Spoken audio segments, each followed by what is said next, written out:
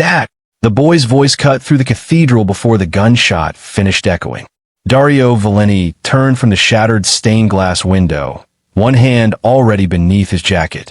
His security men surrounded him as frightened guests dropped behind wooden pews. "North balcony," someone shouted. Dario ignored him. A blind boy in a torn yellow raincoat was running down the center aisle, running directly toward him.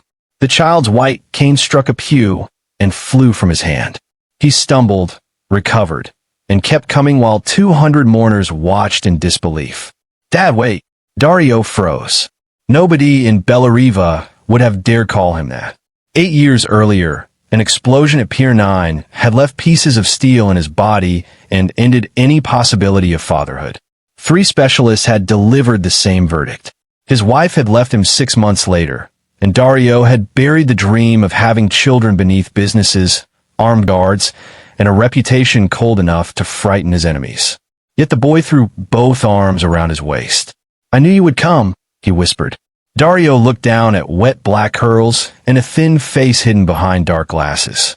"Take your hands off him," ordered Raphael, Dario's security chief. The boy clung tighter. Dario raised one hand, stopping Raphael. "Who are you?" The child tilted his face toward Dario's voice. "My name is Nico." "Nico what?" "Arden." The name struck Dario harder than the bullet that had just missed him. 8 years ago, before the explosion, a young accountant named Leora Arden had vanished after stealing nearly 3 million euros from Valeni Maritime. She had also been the last woman Dario had trusted. His men had searched for her across 3 countries. They had never found her. Dario lowered his voice. "Who told you I was your father?" "My mother." The cathedral doors burst open behind the boy. A woman rushed inside, carrying a medical bag. Her dark green dress was soaked from the rain, and one side of her face was marked by a thin scar that ran from her temple to her jaw. "Nico." The boy turned. "Auntie Soraya?" The woman stopped when she saw Dario's men surrounding him. Fear crossed her face, but she did not retreat. "Nico, come to me." "He's my father," the boy said. The woman looked at Dario.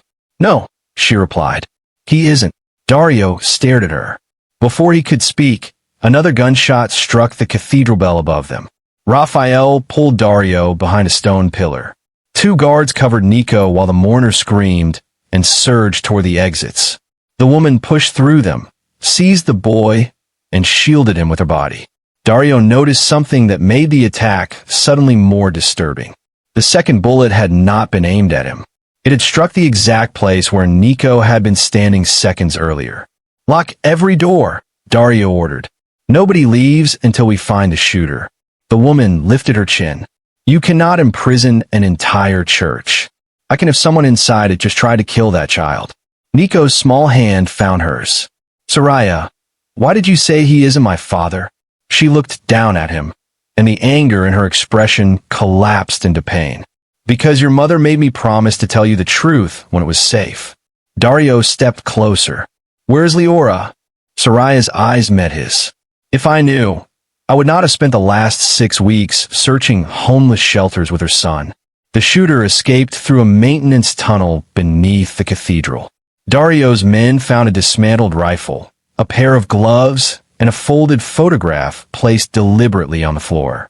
It showed Dario and Leora standing on the deck of a cargo ship 9 years earlier. Dario remembered the evening. Leora had laughed when the wind stole his tie and dropped it into the sea. Someone had drawn a black line through Leora's face. On the back, 5 words had been written. The boy should not exist.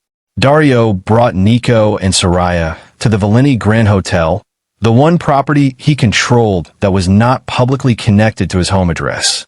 Soraya objected until Raphael placed the photograph in front of her. After that, she became quiet. They sat in a private suite overlooking Bellariva Harbor. Nico held a cup of warm milk between both hands while Soraya remained close enough to reach him. Dario stood by the window. "Start at the beginning." Soraya studied him. "Which beginning? The one where Leora disappeared, or the one where your family accused her of stealing money she never touched?" She signed the transfers. She discovered the transfers. The authorization carried her code. Because someone copied it. Dario's expression hardened. You speak with certainty. I was there. He turned. Soraya opened her medical bag and removed a small blue notebook wrapped in plastic. I worked as an emergency nurse at St. R's clinic. Leora arrived there 9 years ago with a fractured wrist, bruised ribs, and no identification. She told me men from Valeni Maritime had followed her from the office. Dario's jaw tightened. Why didn't she come to me? She tried. Soraya pushed the notebook toward him. Inside were dates, cargo numbers, banking references, and initials. DV, CV, ML. Dario recognized the first set as his own. The second belonged to his cousin, Corrado Valeni, who now served as chief financial officer of the company. What is this? Shipments your company declared as medical equipment, Soraya said. The containers held counterfeit medicine. Leora discovered that someone had used your digital authorization to approve them. Dario's voice became dangerously calm. My authorization required a retinal scan. Before the explosion, you underwent regular eye examinations at the Valeni clinic. Dario looked up. The clinic had been managed by Corrado's father. Soraya continued. Leora believed someone copied your retinal data. She collected evidence. 2 days later, she disappeared. And Nico, her fingers tightened around the strap of her bag. She was already pregnant. The room fell silent. Dario looked at the boy. Nico sat with his face turned toward them, listening to every word. How old are you? Dario asked. 9. When is your birthday? The 3rd of November. Dario did the calculation. The explosion had happened on December 17th. Nico had been conceived before the doctors declared Dario infertile. Something moved inside Dario's chest, but he killed it quickly. Hope was dangerous when facts had not yet arrived. Soraya saw the change in him. Do not do that to him. Do what? Look at him as though he might repair something inside you. Dario's eyes narrowed. You brought him into a cathedral and allowed him to run toward a man you claim is not his father. I didn't bring him there. He heard on the radio that you were attending Judge Orsini's funeral and slipped away while I was speaking with a shelter director. Nico lowered his head. I'm sorry. Soraya touched his shoulder. Your mother gave him my name, Dario said. What? Nico answered before she could. She gave me recordings. He reached inside his raincoat and removed a small audio player held together with silver tape. Mom said if she ever disappeared, I should find the man whose voice was on it. Dario pressed the button. Static filled the room. Then his own voice emerged from 9 years earlier. Leora, you cannot reorganize my entire office because you dislike the color of my folders.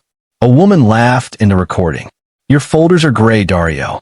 Everything you own is gray. Gray is efficient. Gray is miserable. Those are not opposites. Nico smiled. That's how I knew you. Dario stopped the recording. For a moment, he was back on the ship with the wind dragging Leora's hair across her face. He remembered touching her cheek. He remembered almost asking her to stay that night. By sunrise, she had vanished with 3 million euros and every reason he had to trust her. Or so he had believed. Dario placed the player on the table. When did Leora disappear this time? 6 weeks ago, Soraya answered. We had been living in a small town near the northern border. She worked under another name, keeping accounts for a pharmacy. One evening, she called me and said someone had recognized her. By the time I reached her apartment, it had been searched. And you took Nico? I tried. Social services had already placed him in temporary care because I wasn't listed as a relative. He ran away before I could resolve it. Nico's mouth tightened. They wanted to separate me from my mother. They wanted to protect you, Soraya said. They locked the bedroom door. Her face changed. I didn't know that. I told them I don't like locked doors. Dario watched the boy rub his thumb over a worn seam on the audio player. How long has he been blind? Since he was 5, Soraya replied. He developed an infection after contaminated medication was distributed in the town where they lived. The medicine was supposed to treat a minor eye condition. Instead, it damaged both optic nerves. Dario slowly looked at the blue notebook. Counterfeit medicine? Soraya nodded. The manufacturer printed on the packaging did not exist, but the shipping code matched one of Leora's old records. Nico had lost his sight because of cargo transported through Dario's company. The knowledge landed with crushing precision. Dario turned toward Raphael. Find the original customs files for every shipment in that notebook. Raphael hesitated. Some of those records will be almost 10 years old. Then start 10 years ago. Nico lifted his face. Am I staying here? Until we know who fired at you, Dario said. Can Soraya stay? Yes. Can I call you Dad? Soraya closed her eyes. Dario walked toward the boy and crouched before him. You should call me Dario until we know the truth. Nico considered this. What do you want the truth to be? The question was too direct for a child. Dario had negotiated with killers without revealing uncertainty. But before a blind 9-year-old, every defense felt useless. I don't know yet. Nico nodded. At least that's not a lie. Soraya looked at Dario with the faintest hint of surprise. The DNA test was arranged for the next morning. Dario insisted on an independent laboratory outside Bellariva. Samples were taken from his cheek and Nico's. Soraya watched every tube being sealed and signed. You trust no one, Dario observed. I trusted a hospital once, she replied. Nico paid for it with his sight. While they waited, Dario moved them to his private estate in the hills. The house was built from pale stone and glass, with silent corridors, a sunken library, and security cameras hidden behind carved wooden panels. Nico hated it immediately. Everything is too quiet, he announced. It is a house, Dario said. Houses are usually quiet, not homes. Dario stopped. Soraya hid a smile. What is the difference? He asked. A home makes noises even when nobody is trying. What kind of noises? Pots, music, doors, someone laughing in another room. Dario looked around the immaculate entrance hall. For years, he had valued the silence. Now it seemed less like peace and more like evidence. Nico began changing it within an hour. He counted the staircase, steps aloud. He asked every guard's name, then recognized each man by the sound of his shoes. He discovered that Raphael limped slightly when tired and that Dario tapped his ring against glass whenever he was angry. You're doing it now, Nico said at dinner. Dario stopped tapping his ring. I'm not angry. You're worried. Soraya placed bread on Nico's plate. Eat. He's worried about the test. So are you. No, I'm not. You folded your napkin 6 times. Soraya looked down. The napkin was a narrow strip in her hands. Dario almost smiled. Nico pointed toward him. He did it. Did what? Soraya asked. Almost laughed. I did not. You breathe differently when you're trying not to. Dario shook his head. This child is intrusive. He gets that from his mother, Soraya said. The warmth disappeared from Dario's expression. You knew her well. She saved my life. Soraya explained that she had met Leora after leaving a violent marriage. Her former husband had emptied her bank account and used his connections to stop hospitals from hiring her. Leora gave her a room, found her legal help, and never asked for repayment. When Nico was born, I helped raise him, Soraya said. Leora was my family when my own relatives told me to return to the man who broke my jaw. Dario's gaze settled on the scar along her face. Where is your former husband? Dead. Did you kill him? Soraya stared at him. Nico stopped chewing. Then Dario added, I'm asking because you look disappointed that I might not approve. A surprised laugh escaped her. No, a drunk driver killed him 3 years ago. Nico leaned toward Dario. That was a joke. I'm aware. You're improving. Eat your dinner. That night, an alarm sounded at the eastern gate. Security caught a man climbing the outer wall. He carried no weapon, only a flash drive and a sealed letter addressed to Dario. His name was Emil Sayeg, a former customs inspector who had disappeared after testifying in a smuggling case. I came because I heard the boy survived, Emil said. Dario questioned him in the library while Soraya listened from the doorway. Emil placed the flash drive on the desk. Leora sent this to me 6 weeks ago. She said if anything happened, I should give it only to you. Why wait 6 weeks? Because I believed you were the person she feared. And now, Emil glanced at Soraya. Now someone has put a price on the child's location. If you wanted him dead, he would already be dead. The drive contained manifests showing that Corrado had diverted Valeni ships through private docks. It also contained a video recorded by Leora. She appeared older than Dario remembered. Her hair was shorter, and exhaustion had hollowed her cheeks. Dario, if you're seeing this, then I failed to reach you again. He leaned closer to the screen. I did not steal your money. Corrado moved it through accounts created in my name. I discovered his operation after patients began dying from counterfeit medicine. When I tried to warn you, your office returned my calls to him. Dario remembered that period. Corrado had controlled his schedule while preparations were being made for a merger. Leora continued. I left because Corrado showed me photographs of you entering Pier 9. He said the building would explode if I went to the police. I thought I could protect you by disappearing. Dario's face became still. The explosion had happened anyway. 23 workers had died. Dario had survived because a steel support beam created a pocket beneath the rubble. Leora looked away from the camera. There is something else you deserve to know. Nico believes you are his father because I allowed him to believe it. I am sorry. I wanted him to grow up with one good thing untouched by fear. The video ended. Dario stared at the dark screen. Soraya approached carefully. She may have meant. She said she allowed him to believe it. That does not prove he isn't yours. She told you he wasn't. Soraya's silence answered him. Dario rose from his chair. You knew. I knew she had doubts. That is not what you said in the cathedral. I was trying to stop a vulnerable child from building his life around a man he had never met. No, you decided I had no right to know. Soraya stepped forward.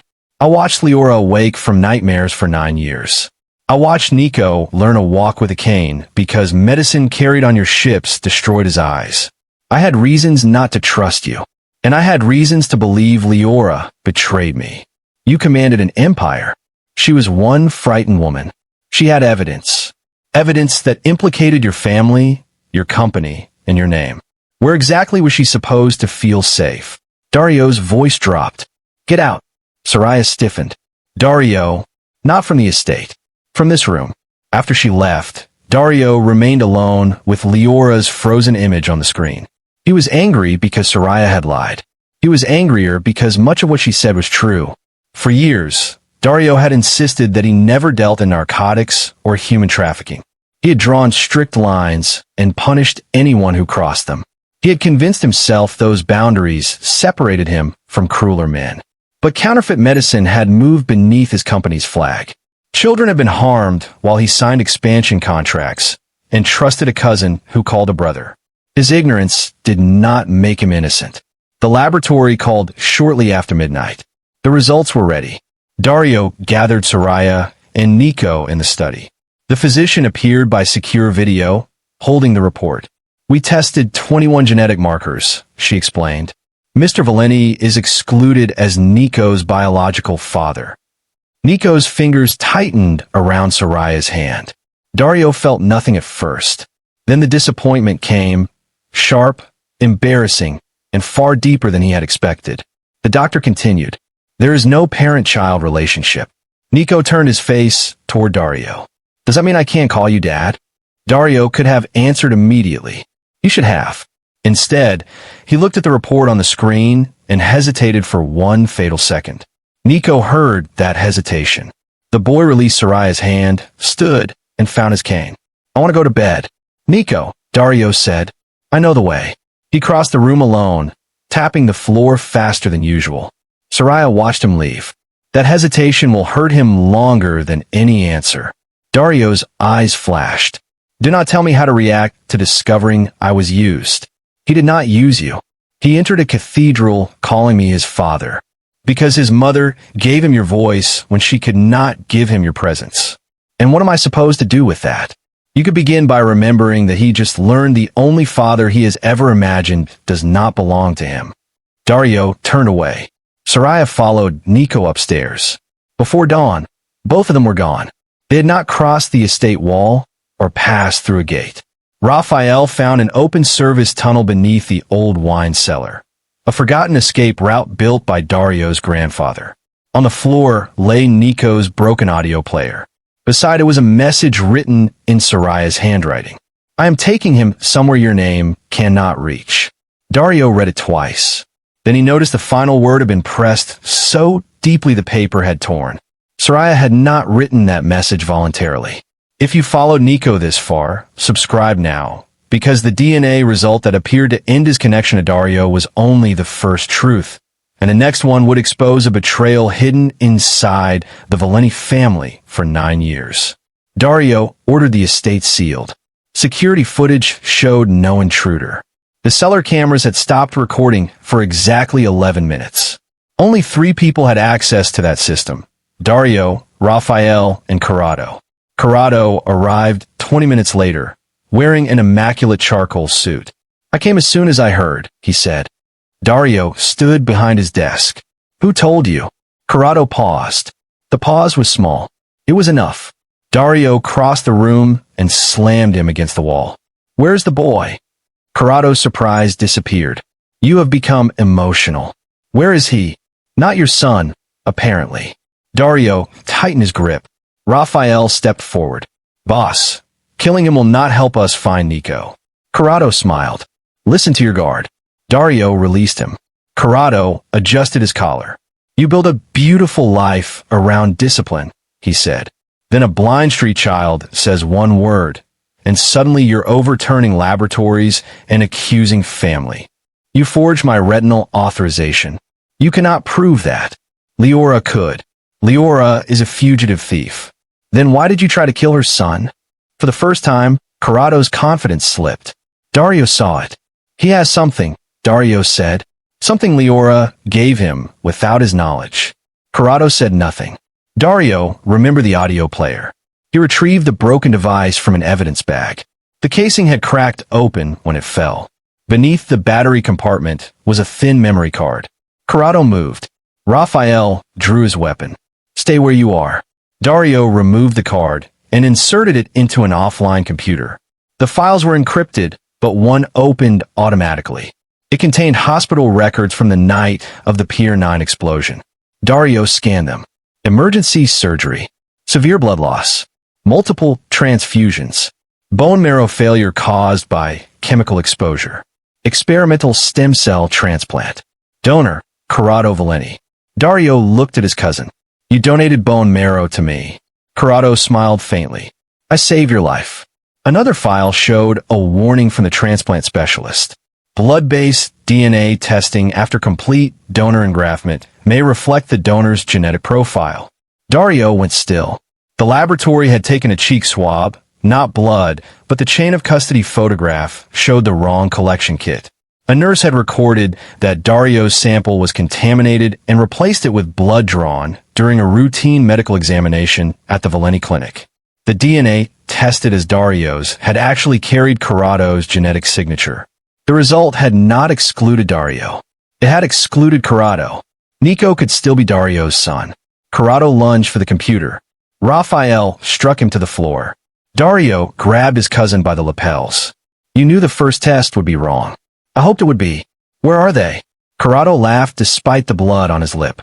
Leora hid the only surviving ledger inside, something the boy carries everywhere. "I assumed it was the player. Soraya refused to tell me where the backup was." "What backup?" "The boy remembers it." Dario's hands became cold. Nico had memorized Leora's recordings. What sounded like meaningless lists, ships, weather reports, old stories, could contain account numbers and container codes. Corrado had not taken him merely to retrieve an object.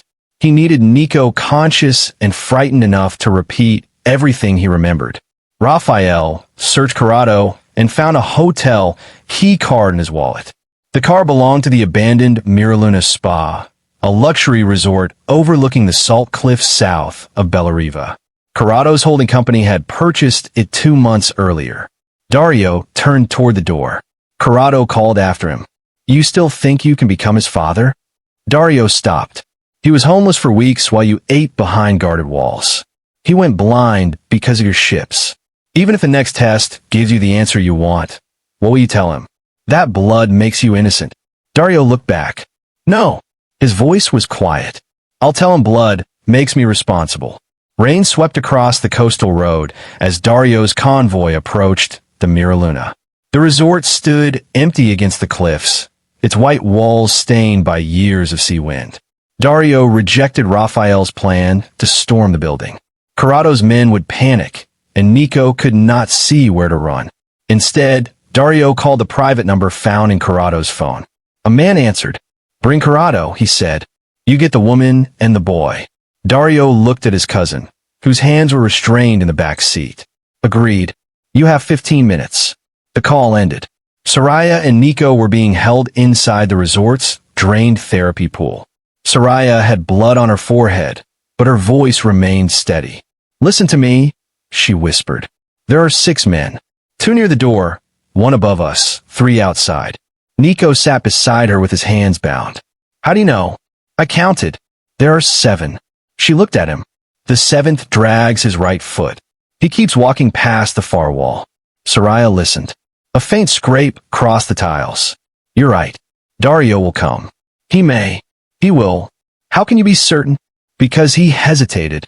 Soraya frowned. "That hurt you?" "Yes." "Then why do you trust him?" Nico leaned his head against the wall. "Because people hesitate when the answer matters." The door opened. A guard pulled Soraya to her feet. "Time to move." She resisted. "Leave him." The man struck her. Nico shouted and kicked toward the sound. The guard grabbed the boy by his raincoat. A voice thundered from the upper level. "Take your hand off my son." Everyone looked up. Dario stood at the railing with Corrado beside him and Raphael behind them. The guard pressed a gun against Nico's neck. "He isn't your son." Dario descended the tiled steps slowly. "That is the last mistake you will make today. You come closer, he dies." Dario stopped.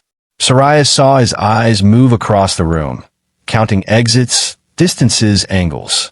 Then Corrado began to laugh. "You see," he shouted to his men. "He brought me here in restraints. He intends to hand all of us to the authorities." The guards exchanged uncertain looks. Corrado pulled one wrist free. Raphael reached for him, but Corrado threw himself over the railing and landed hard in the empty pool.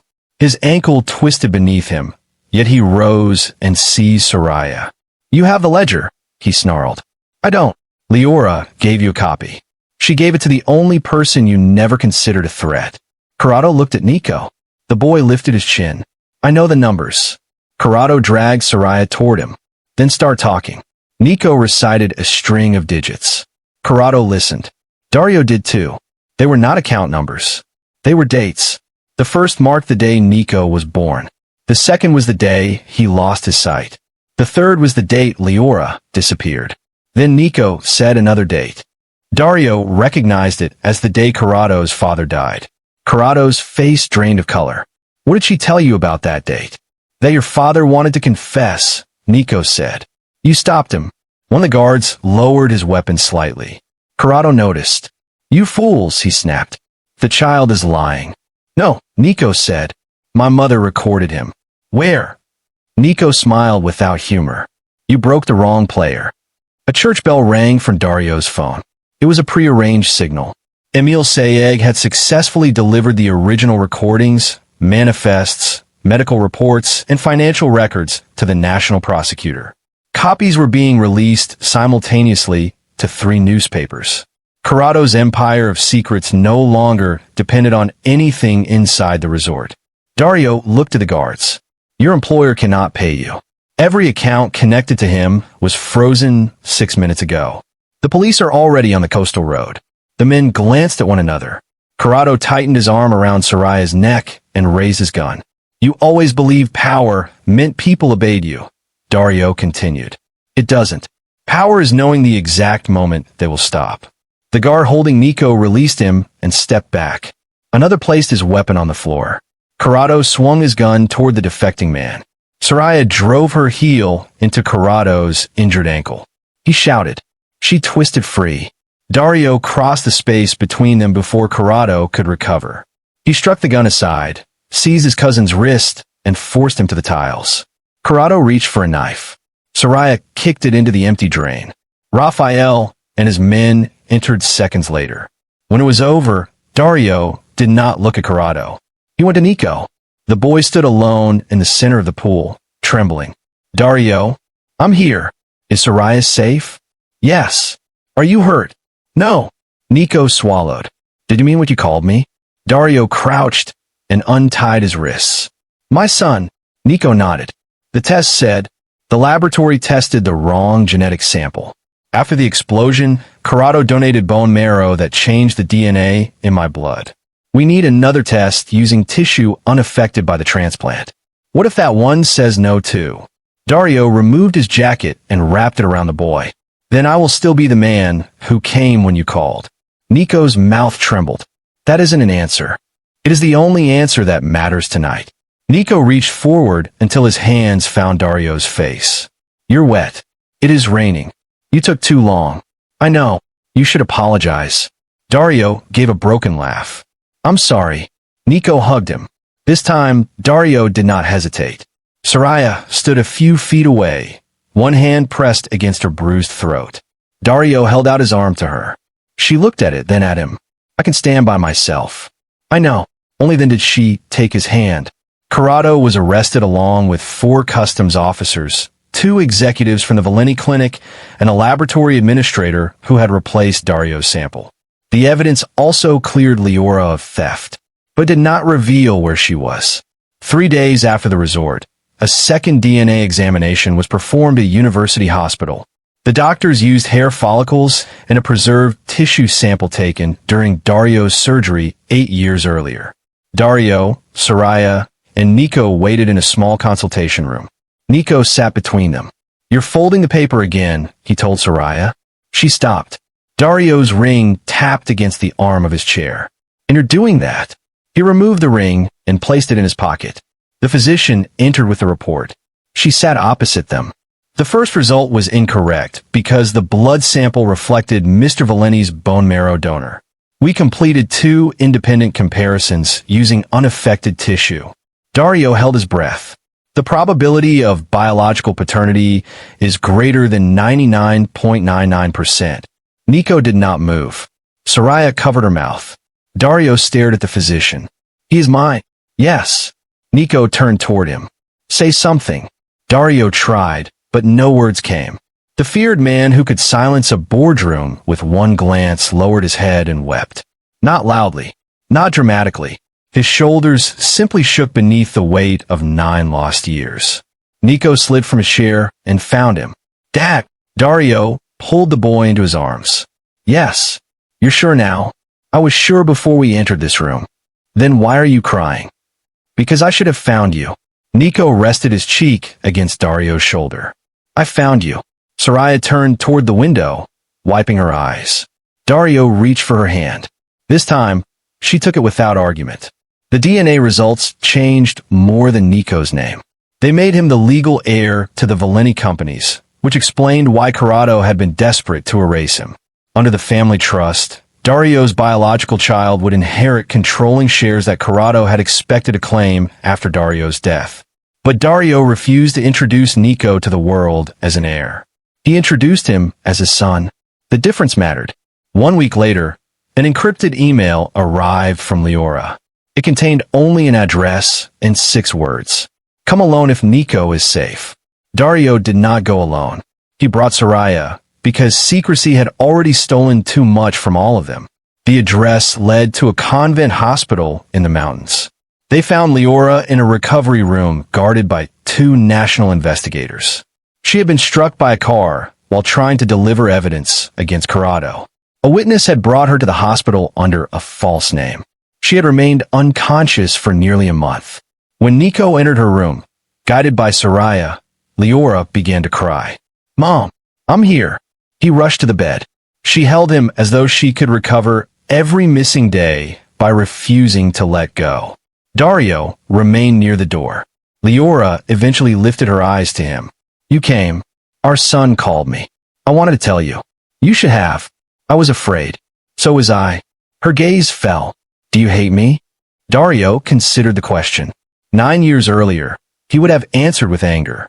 6 weeks earlier, he might have demanded explanations before offering mercy. Now Nico was laughing and crying against his mother's chest. No, Dario said, but forgiveness will not erase what happened. I know. We will tell each other the truth from now on, even when it is ugly. Leora nodded. And Nico? He has a home. Her face tightened. With you. With all of us, if that is what he wants. Nico turned from the bed. I want a house that makes noises. Dario looked at him. You remain unreasonably demanding. I need pots, music, and doors. Doors make noise when people are there to open them. Soraya laughed.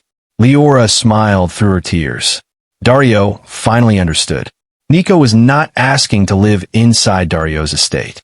He was asking them to turn it into a home. They did not become a perfect family. Leora needed months of rehabilitation.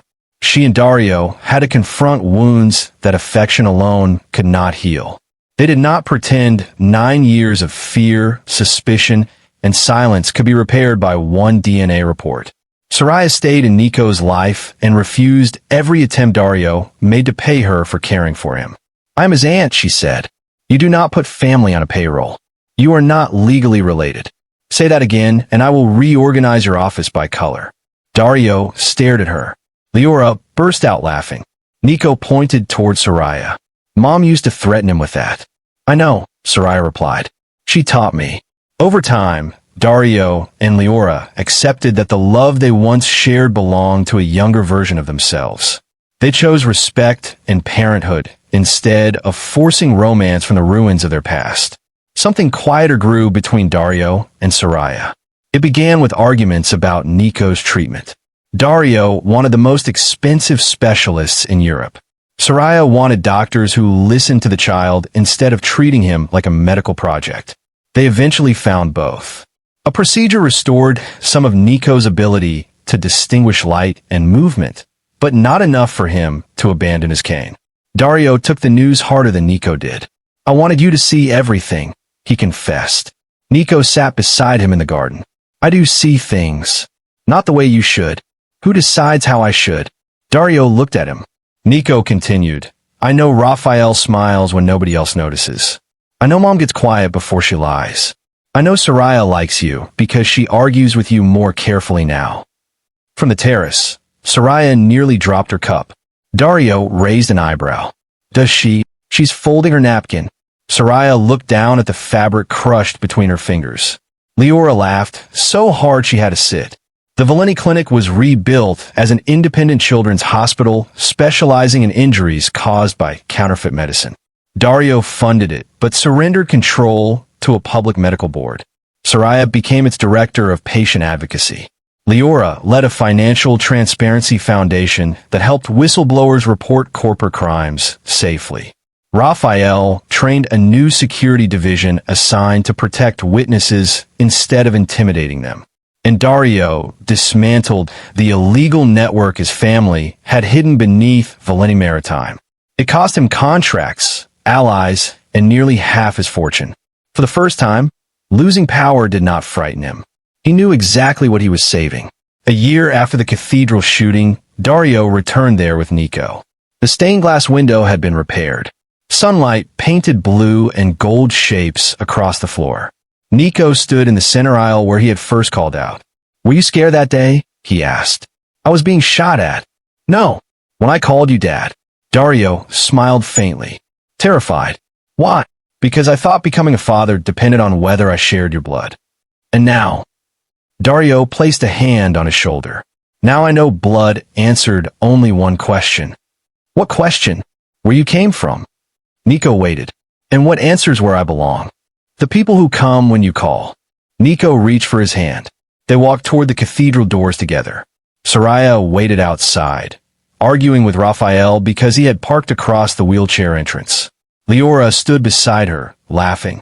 The sound traveled through the open doors. Pots, music, doors, laughter. A home made noises even when nobody was trying. Dario looked down when Nico squeezed his hand. "Dad, yes." "You're tapping your ring." Dario stopped. "What am I worried about?" Nico smiled. "You're about to ask Soraya to dinner." Dario stared at him. "You are becoming intolerable. Mom says I get that from you." Dario laughed. Then he walked toward the woman who had challenged him when everyone else feared him, while his son followed close beside him. If Nico and Dario's journey moved you, subscribe for more emotional stories about families found in impossible places. And tell us in the comments, which moment stayed with you most? Nico calling Dario Dad in the cathedral, the first DNA result breaking his heart, Dario returning for him at the abandoned resort, or the second test finally revealing the truth?